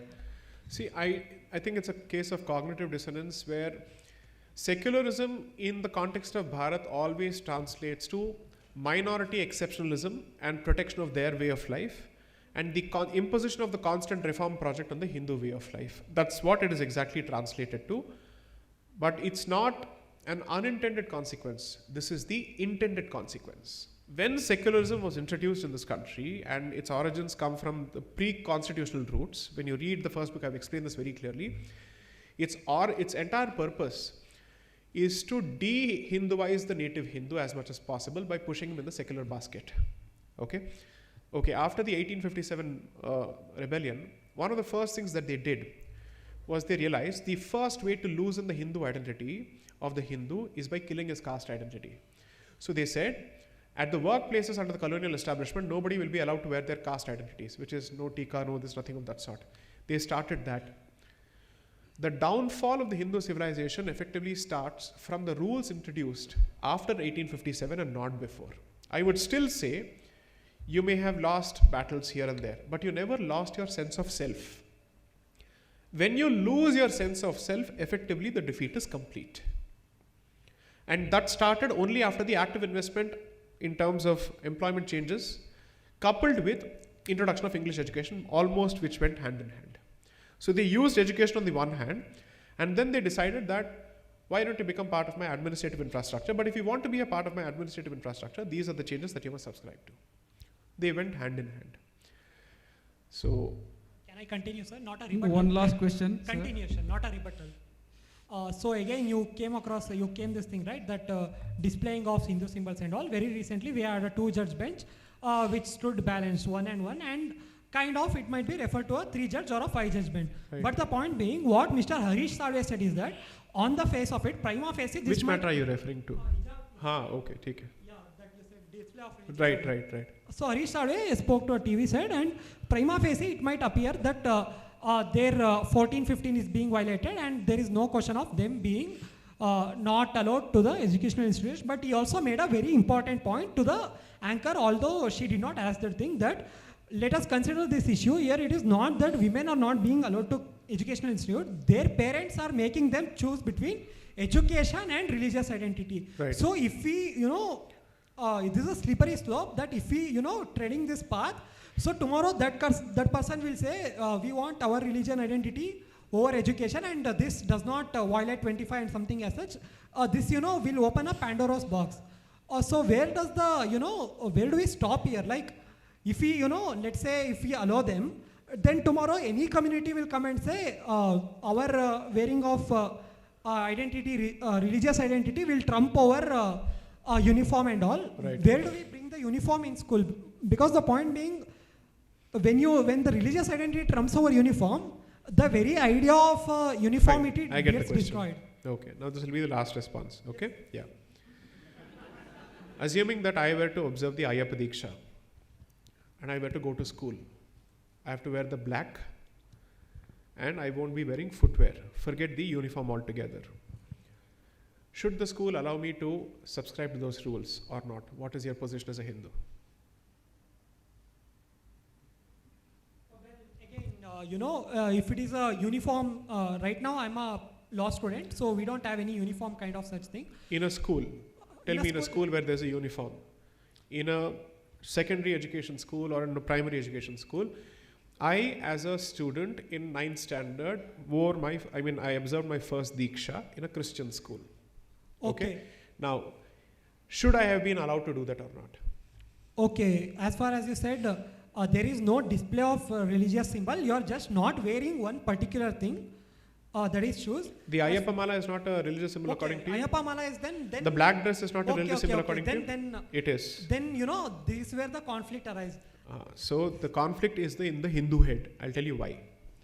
Because you're more interested in depriving them of their hijab than preserving your ability to wear your symbols in the school. The best response came from the girls of that school who effectively said, we'll start wearing saffron scarves. Go to hell. You are effectively saying that I will somehow try to justify secularization of my identity and also impose it on the other, and somehow the other must go through the very same stupid deracination that you have gone through. Why should they? What is the argument being presented here from the Hindu perspective? Okay, so someone happens to be a simultaneous student of Vedic education and modern education. He chooses to wear the shikha, removes the hair everywhere else, and he has only the tuft. Isn't that a visible symbol of religion? Yes. Then he should remove it. Should he remove it? Well, again, this leads to me the question, where get out of the trap of secularism. As long as you operate within secularism, you will never have a clear answer. You will never have a clear answer as long as you accept that as the norm. Reject this notion. Reject it as a value which is good. It is not for the Hindu identity. Okay, let's go a step further. Assume for a moment that some lady chooses to go to Melmarvatur, which is close to Chennai, and is in the red sari, who's observing that vratam. What are they supposed to do? Not wear it? Again, that would be a violation. Exactly. Because the rules have been decided, you're just finding how do I conform to the rule. And they're saying, I will question the rule itself. Get out of this trap as soon as possible. Last question. Thank you, sir. Go ahead. Yeah. It's a bit different question. So I keep saying this, let Hindus be less worried about what the other side is losing and worried more about what they must protect. When you do that, you're better off. Yeah, you have spoken about this in the past on different platforms. So the question is, you brought up a crucial point about Western family system being shattered. So what are the real causes of this? How did the things used to be back then? What can we take away from it? So I think my response would be a combination of my problem with Western colonization. At the same time, they got lost in that, in the idea that they were selling to the rest of the world so much, they didn't realize it was coming back to haunt them. Let me explain this position better. When the Protestant Revolution started in Europe, it started off for two reasons. One, the Catholic Church is corrupt and so on and so forth. They were selling confessions and whatnot in return for money, all that was there. Plus, there was a monasticization of Christianity that was happening parallelly, which presented a challenge to Christianity. So they merged and a lot of things happened. So Protestant Revolution said, let's take away the monopoly of the church and let religion be democratized. This happened barely 5 centuries ago. 5 centuries later, Europe has lost its Christian identity. The value of something is typically explained over an enlarged time scale, not in 20-30 years. You will see the impacts of it gradually. You want an Indian example? I'll give you an Indian example, but before that I'll tell you what is the point I'm making. De-ritualization of a religion translates to secularization of that particular religion, leading to erosion of that religion over a point. So Christianity started with de-ritualization. The Protestant reform started with de-ritualization of Christianity. It has now led to de-Christianization of Europe. Okay, now what is the Indian counterpart? Some denominations were started in this country saying, I don't want the Vedic Karmakanda, I don't want the ritualism of the Brahmin, and I will start a new sect. At least some people said that was how it was started, when in fact that's not the case. Punjab is going through a massive wave of proselytization now, because they de-ritualized their own panth. They moved it away. So in the book, in the second book, in the portion where I deal with communal electorates, I show how there is a conscious attempt being made around that particular period in the 1920s to de-Hinduize Sikhism and bring it closer to Islam by saying all and every symbol of Hindu relic in Sikhism needs to be rubbed off and scrubbed out. They gradually kept moving in the direction. Today, at par with Andhra Pradesh, Punjab is going through a wave of Christianization. And that too in the holy city of Amritsar, which is supposed to be the holiest spot for Sikhism.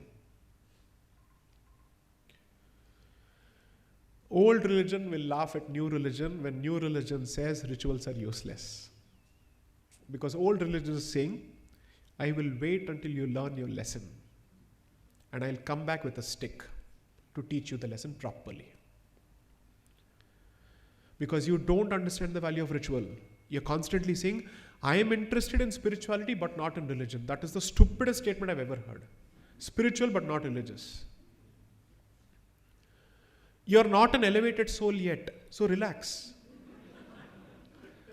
Moksha is not within your grasp yet, relax. It's not as if you're walking 2 feet above us like Dharmaraja's chariot. Okay? You're not levitating at all, right, Lisa? And you're not walking on water. For you to climb that ladder, you have to go from the process of ritual and gradually move to a different state. Everybody wants to be a Vedantin and Advaitin. What are you talking about? Your mind is not yet elevated for that. You will have to go in that particular direction in a certain way. So this is the reason for the downfall of Europe. In my limited analysis, at least one of the causes. It may not be the sole cause, multiple factors. Breaking down of the family unit, then destruction of the gender identity also. Exactly, you kill every institution possible. What is it about dharma which makes it so important? Is that it's saying, order and arrange your life in accordance with cosmic principles as much as possible, in accordance with nature as much as possible. The more you try and move against nature, you are expected to, let's say, create vikritis of this sort. And with that, everything starts eroding.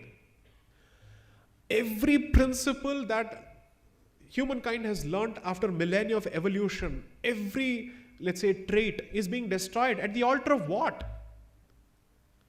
Because you have chosen that a particular value has to be foisted uniformly across the board and it must be weaponized. Equality is being weaponized across the board. Because you don't know how to apply equality with viveka, with discrimination. You don't know what is the circumstance where equality applies and what is the circumstance in which equality cannot apply. Because anybody who speaks against equality is a Savarna, Manuvadi, upper caste fascist Brahmin. That will be the immediate label against me. Nature is giving you lessons all over the place. You learn from it, then you're a rishi. Because you're able to see through it. And you're able to understand the message that's coming from nature.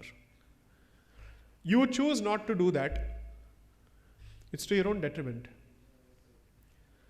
Some first principles and basic principles of society must exist in order for the chakra to continue. It is mighty irresponsible on the part of people to want to destroy all these structures with absolutely no viable replacement in sight. What is the replacement that you have given? The rise in mental issues and the decline of family structures have gone hand in hand in the West. Now they're finally realizing, oh, nuclear family was perhaps our first step towards destruction as a society. All these days when we were saying it, you're like, no, regressive. American relatives will come and say, why are you living in joint families? Nuclear family is the way forward. With pride, they would come and spew their garbage. And then we would replicate that. Use and throw is the policy. I think we are not going towards anything new. We are merely unlearning what we know and relearning what we knew. That is what is happening. Jai Shri Ram.